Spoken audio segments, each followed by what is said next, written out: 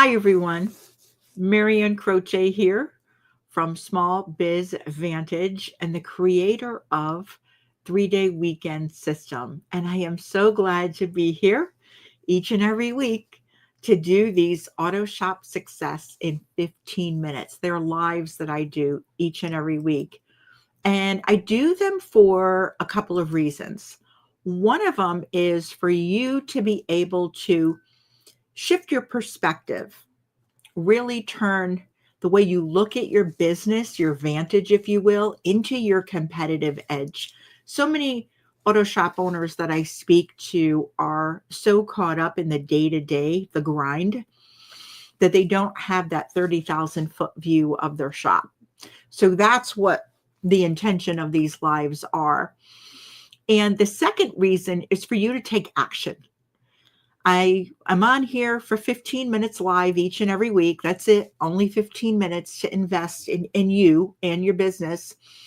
And when you think about it, it's the action that you take. That's where the magic happens, because listening to me or someone else, reading a book, whatever, consuming all this stuff, all this knowledge, if you don't take action, nothing happens. You're in the same spot that you were a week ago, a month ago, 6 months ago. So that's where the magic happens in the doing. So that's the second reason I do it. And a common question that I get asked is, Marianne, who do you work with?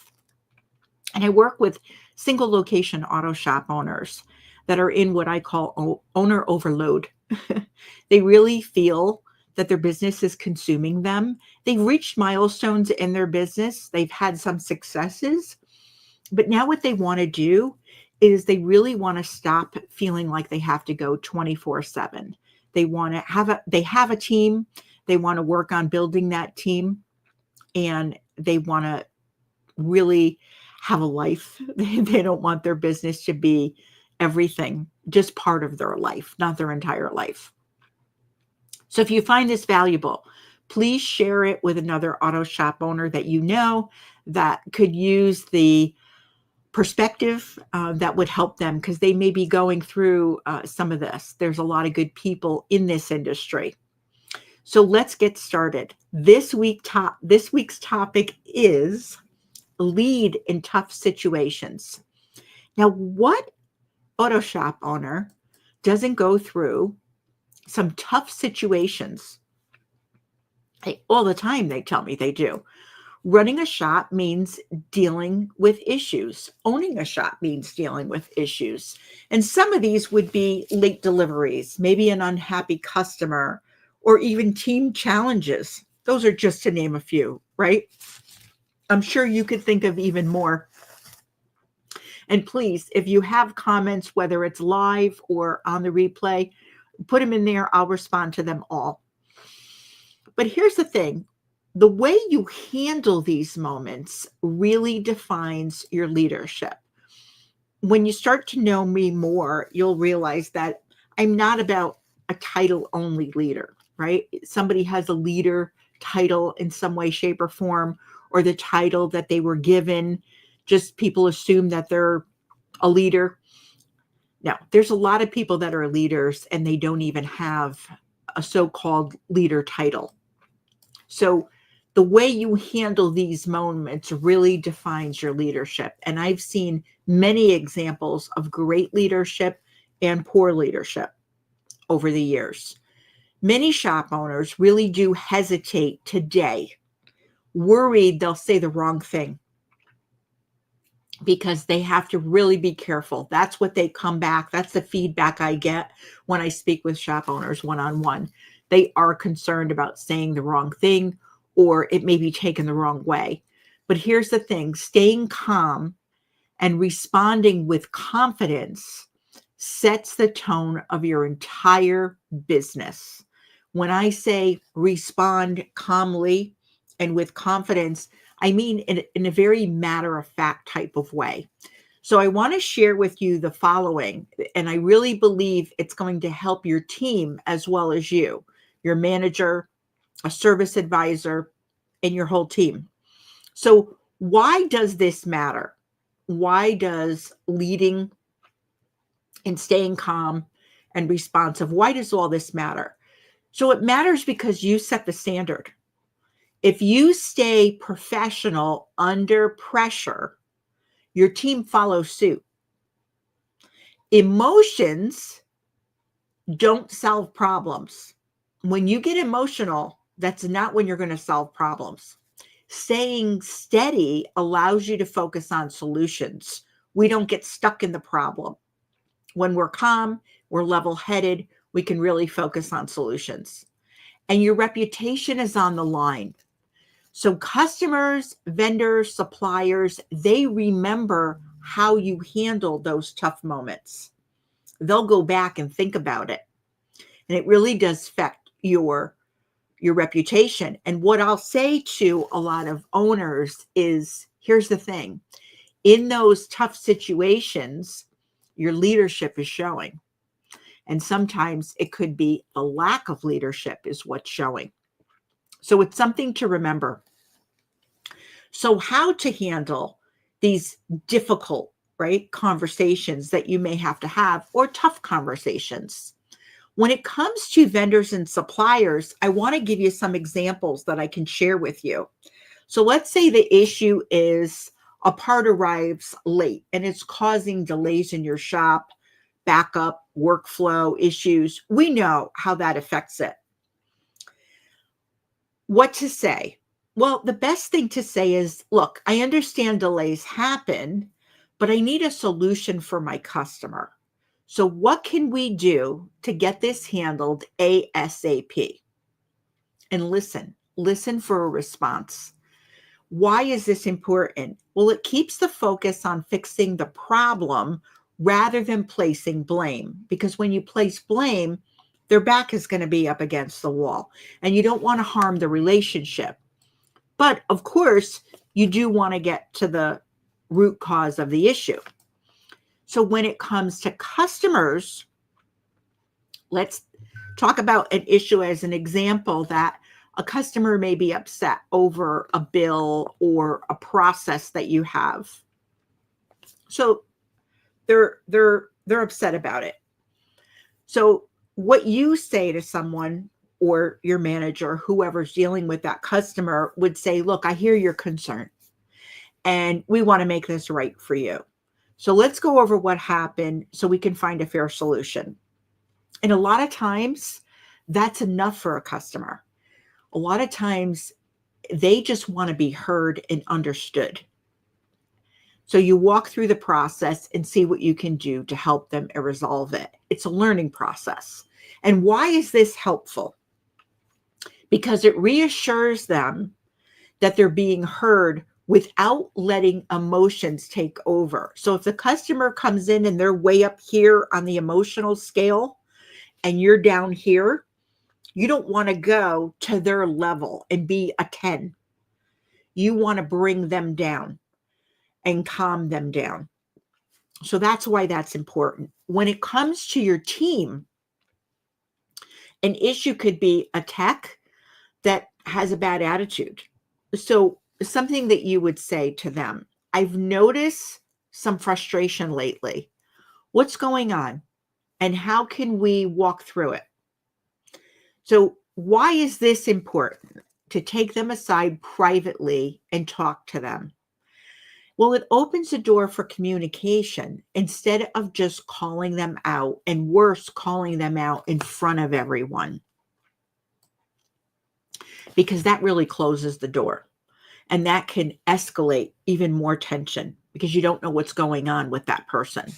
Another issue that I commonly hear is a team member refuses to attend training. So owners saying, look, I want to provide this training, but I have a team member that doesn't want to go or gives me all kinds of reasons why they can't go. So here's something that you could say to them. Look, I want to invest in your growth, and this training will help you be more successful. We've discussed this. This is a topic. This is an area that will be helpful for you. What's holding you back? Now it falls on them to explain what's going on. And why do we do it this way? Because it turns resistance into a conversation rather than a confrontation. Again, what you don't want to do is put their back up against the wall. So, what we're talking about here is a level of professionalism because a lot of people don't see the industry as professional. And what you're doing is you're bringing a level of professionalism to your shop and to the culture in your shop that's really going to attract the right team members. So, what does professionalism look like in your shop? That's a question for all owners out there, for all managers, for service advisors, for anybody who's working in a shop. What is the level of professionalism? What's it like at your shop? So, do we greet every customer with a smile? And yes, even the difficult ones, even the ones that come in and you know it's their vehicle when you see it in the driveway or you hear them coming in before they open the door and you cringe, greet them with a smile. Owning mistakes and focusing on solutions, not excuses, right? So we own our mistakes and we figure out what we need to do to fix it rather than excuses. And excuses come in many forms. They can come in the form of, I have a lot on my plate, I'm so busy, no one understands, or blaming someone else because they dropped the ball. There's a lot of different ways that that can show up. But again, owning mistakes and focusing on solutions, not excuses. And the next one would be showing respect to every team member, even in those tough conversations. So even if you have to have that kind of conversation with someone, take them aside, take them outside, do it privately. And this way, people don't feel like their back is up against the wall. They don't feel like they're being attacked. You don't want to be confrontational. You don't want to feel like you're challenging someone in a negative way. You want to challenge people to grow, but you don't want to challenge them in a negative way where they feel threatened. And lastly, never letting emotions take over in front of a customer or a vendor or even a team member. You don't want those emotions to get the best of you because when they do, you are no longer in control and you are no longer seen as professional. So your leadership in these moments really do shape your business. You might not always be able to fix every problem, but handling issues with professionalism builds trust, credibility, and a strong team.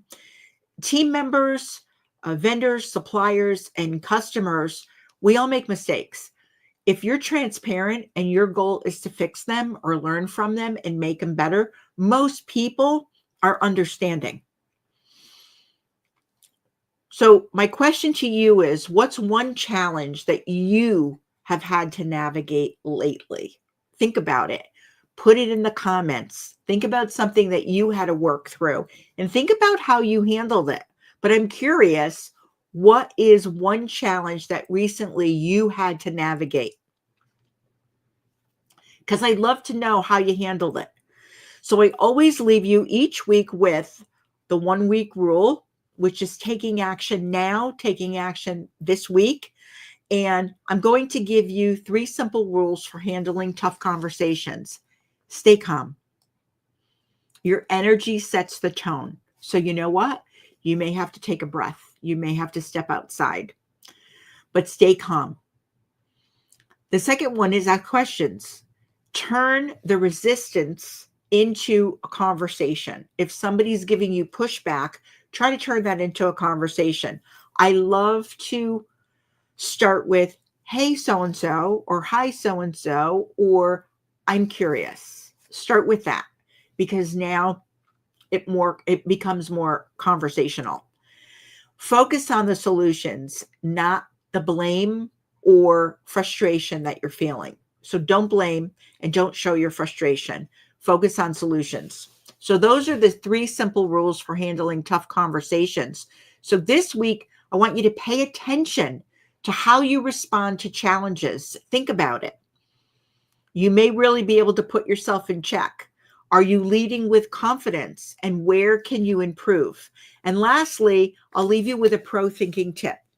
When tensions rise, it's easy to react emotionally, but the best leaders respond in a way that keeps control of the conversation and control of the outcome. They have a goal.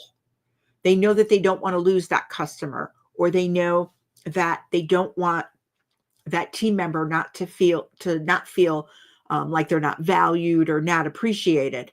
So here's a simple phrase that you can use in the moment when things start going sideways. Have this in your back pocket. Instead of reacting negatively, we want you to calmly say, we are professionals and we handle things professionally.